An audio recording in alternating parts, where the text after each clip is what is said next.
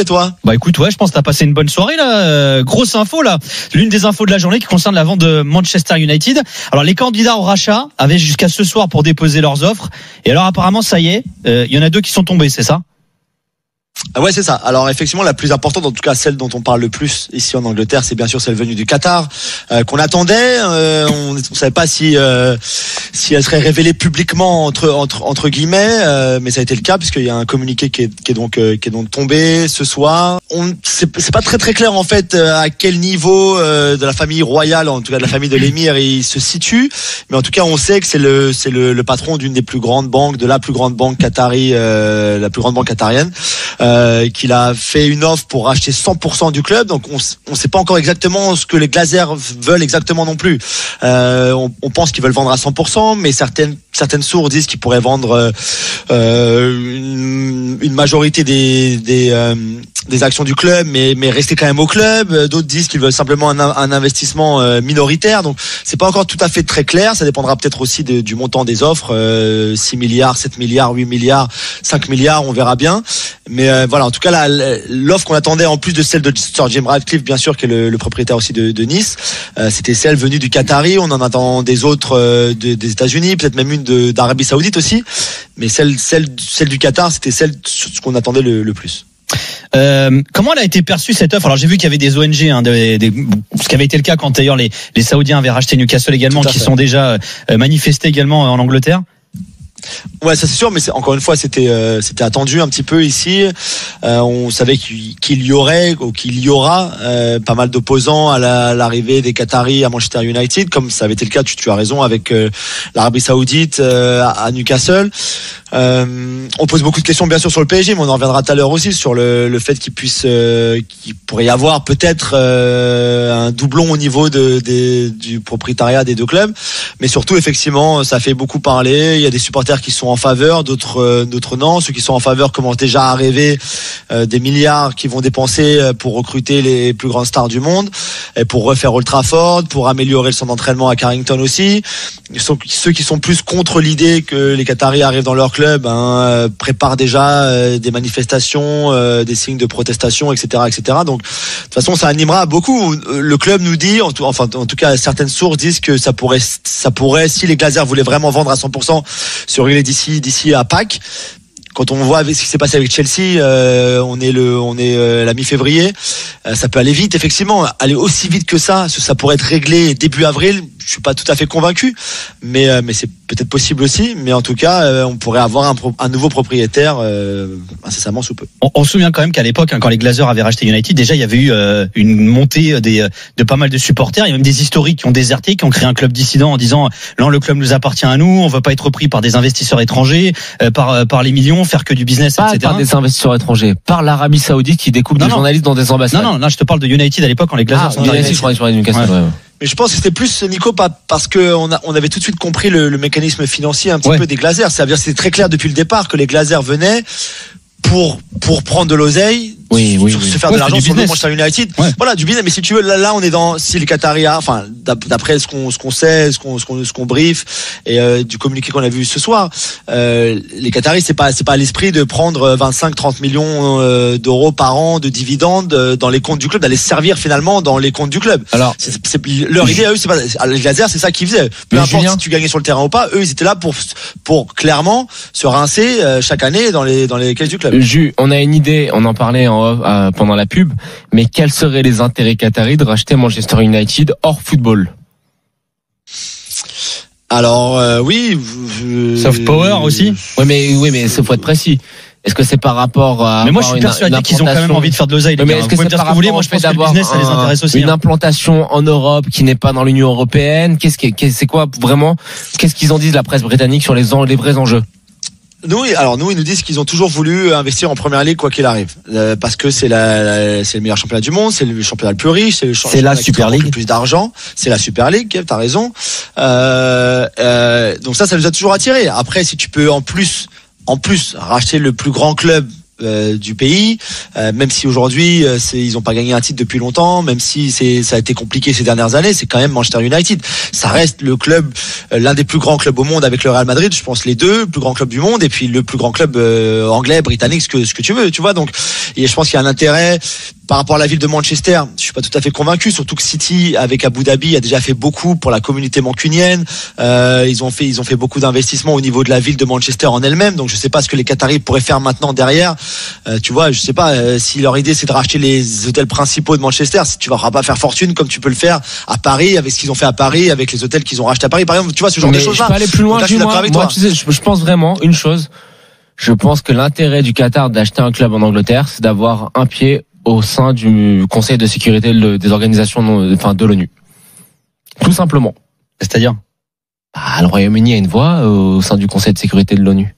Ouais, mais là, je pense que le Qatar aura un pied de manière à racheter un club de PL important qui a une démographie aussi importante que Manchester United, une popularité aussi importante que Manchester United. Il y a des affaires qui vont en découler, je pense, du point de vue immobilier. C'est une pièce d'une stratégie qui a été élaborée par le Qatar depuis 5-6 ans pour avoir un pied. Je pose une vraie question à Julien du Conseil de sécurité de l'ONU. Moi, je connais l'importance politique et sociétale qu'ont les clubs, notamment en péninsule ibérique. Je pense aux gros clubs, notamment au Portugal, en Espagne. En Italie aussi, les clubs sont très politisés et c'est encore un autre mode de fonctionnement. Est-ce que Julien au Royaume-Uni, c'est la même histoire? Est-ce qu'il y a une politisation des clubs? Ouais, voilà. Non, mais il n'y a pas une politisation, mais il y a l'impact de mettre un pied au Royaume-Uni avec un investissement énorme qui va permettre d'ouvrir des portes sur d'autres choses, notamment sur le point de vue immobilier et financier, qui peut permettre au Qatar d'avoir un petit peu dans sa poche la voix du Royaume-Uni au Conseil de sécurité de l'ONU. Après, c'est que mon avis. Je pense que tu vas un petit peu loin par rapport à l'ONU, parce que là, par exemple, juste pour la réunion Macron, Qatari, Platini, ce qu'on veut avant le rachat du PSG, ici c'est pas possible. Tu vas pas rencontrer le roi ou tu vas pas aller voir le Premier ministre avant de racheter Manchester United. Ici ça se passe pas. Tu peux aller à la City. Ça se passe pas comme ça. Tu peux aller à la City. Ça a autant d'importance. Oui, tu peux aller à la City.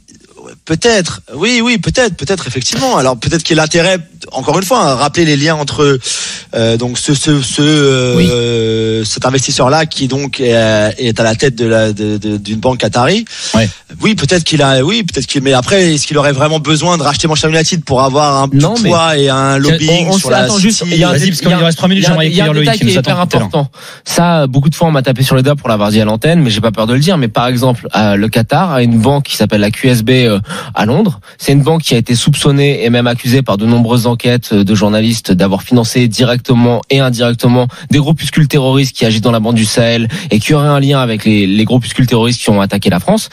Ça, c'est pas anodin qu'à Londres, qu'en Angleterre, il y ait les Qataris et ce genre d'institutions financières. Juste pour en revenir, c'est QIB lui. QIB, excuse-moi. Juste pour en revenir à ce que tu disais, Julien, l'une des interrogations, c'est finalement quelles répercussions ça pourrait avoir sur le Paris Saint-Germain si le Qatar venait à racheter le PSG. On a Loïc, supporter du PSG, qui nous a appelé au 32-16 justement. Salut Loïc. Salut Loïc. Bonsoir. Salut Loïc. Est-ce que toi, alors je sais qu'il y a eu beaucoup de supporters de Nice qui étaient inquiets quand la rumeur a commencé à enfler de Jim Ratcliffe qui voulait racheter un club en première ligue. On a parlé de Chelsea, maintenant on parle de United et il a fait une offre parce qu'ils se sont dit tiens, il va nous abandonner pour mettre toutes ses billes finalement au sein du United. Est-ce que toi, en tant que supporter du PSG, ça t'inquiète de savoir que le Qatar veut racheter Manchester United?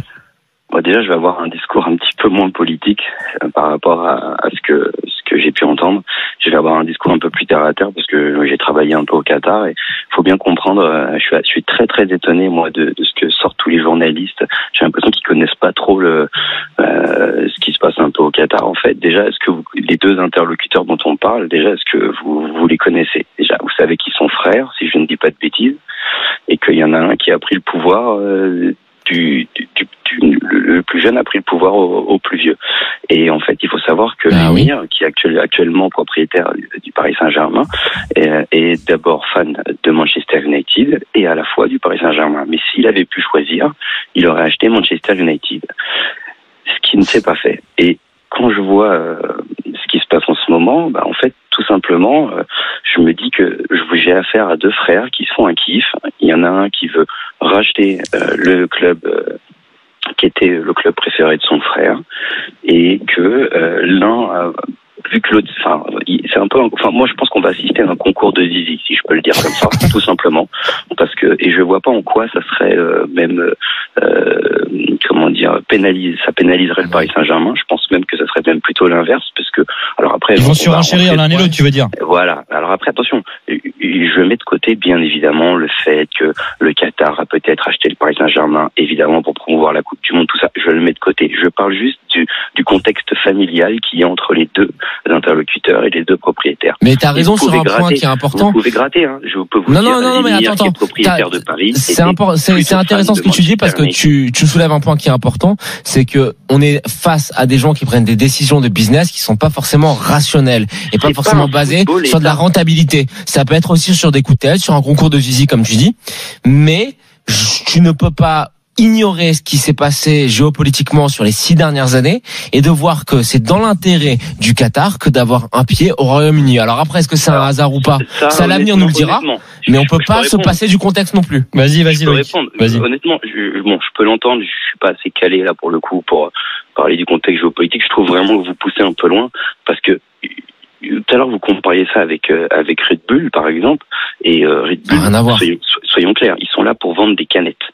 C'est la marque, d'ailleurs, si vous connaissez un peu le business, ils ont été obligés de changer le nom dans leur club. Non, attends, Loïc, juste quand on compare avec Red Bull, c'est simplement sur le montage. C'est-à-dire que l'UEFA interdit. On parle pas du modèle économique, on te dit simplement que c'est pas la même démarche. Non mais si, ça va être la même démarche juridique pour pas que ce soit le même propriétaire des deux clubs, ce que l'UEFA interdit. C'est juste ça la comparaison avec Red Bull. Je pense que non. Je pense sincèrement que non, parce que vous avez affaire à des gens qui sont extrêmement intelligents, qui sont Red Bull, extrêmement au fait du droit, et qui ne mettent pas un pied, n'annoncent pas quelque chose sans avoir derrière bétonné le dossier. Vous voyez ce que je veux dire? C'est-à-dire qu'en fait, je pense sincèrement que entre les deux, il n'y a pas de. D'ailleurs, c'est pour ça que je m'insurge un peu quand j'entends les journalistes parler de club étatique, ou que le Paris Saint-Germain, en fait, c'est faux. C'est juste un mec qui s'est fait un kiff et qui s'est acheté un club. Oui, alors, bien sûr. Et puis tu regardes les investissements qui ont découlé en France et tout. Tu peux pas Loïc, non plus. merci d'avoir été avec nous, Loïc, en tout cas. Salut Loïc. Bonne soirée. Non, normal, Loïc. Tu reviens quand tu veux, Loïc. Bonne soirée à toi, Loïc. Merci, Julien.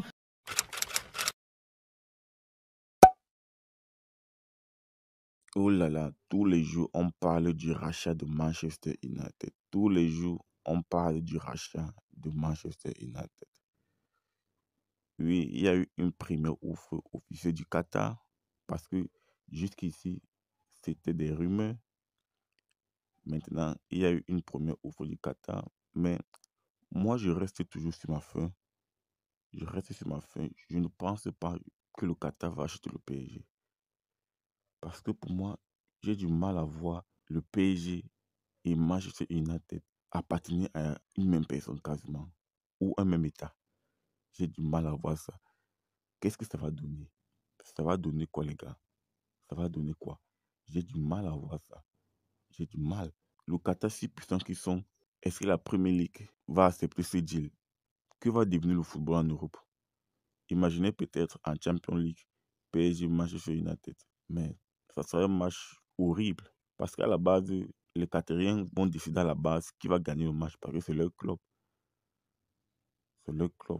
Donc au final, moi j'ai du mal à voir ce deal se conclure. J'ai du mal à voir le Qatar racheter Manchester United. Je ne sais pas pourquoi, mais je ne le sens pas. Donc, voilà ce que je voulais partager avec toi par rapport à cette vidéo. Donne-moi ton retour en commentaire par rapport à cette thématique, par rapport au rachat de Manchester United par le Qatar. Et si ce n'est pas encore fait, n'hésite pas de t'abonner et d'activer la cloche de notification pour ne rien manquer des prochaines vidéos qui vont arriver sur la chaîne. Sur ce, on se dit à très bientôt pour une autre vidéo. Ciao, ciao.